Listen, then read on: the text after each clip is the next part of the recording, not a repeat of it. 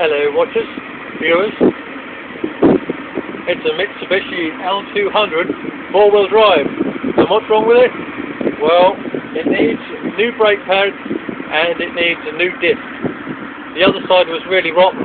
Someone had put the brake pads on the wrong way round and it scored the disc so terribly that it had actually turned it a funny shape. Dreadful, that wouldn't pass an MOT. But the thing is, can I find anything on the internet about changing it? Changing the disc, because it's got one of these funny things. It's got a auto free hub and you have to take that whole thing off, otherwise you can't get it to disc. So what we're going to do here is I'm going to record my personal journey, taking off the wheel and everything like that and replacing the disc, and talk you through it, just in case you need to do the same thing one day, okay? First thing then, let's get that wheel off. I put the jack in place there, but I haven't lifted the wheel off the ground. That's so I can use this dreadful spanner thing, as has been given with the truck.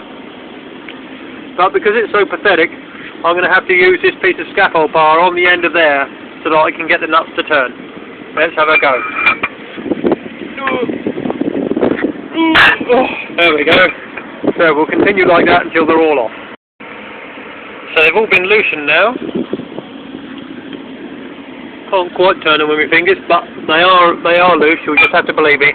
So now we're going to jack the thing up and get the wheel off the floor. So there's the last one coming off there. Put the bolt somewhere safe. Now what we can do with this wheel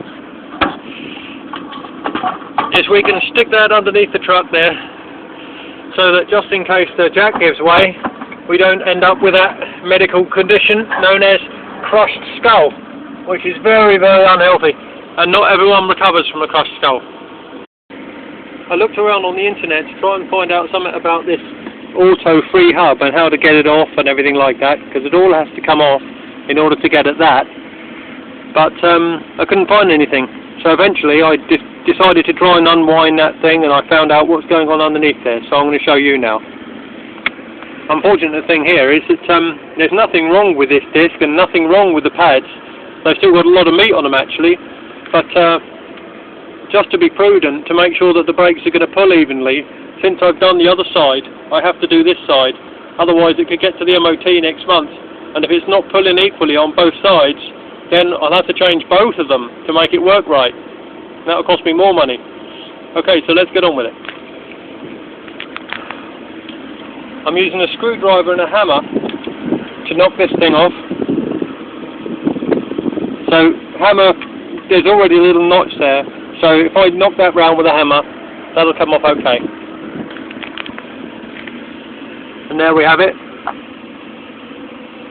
And just inside there, you can see the workings of the auto hub, and there's a split ring. I don't know if you can see it, but there's a split ring in there that I'll have to prise off in order to get this whole mechanism off.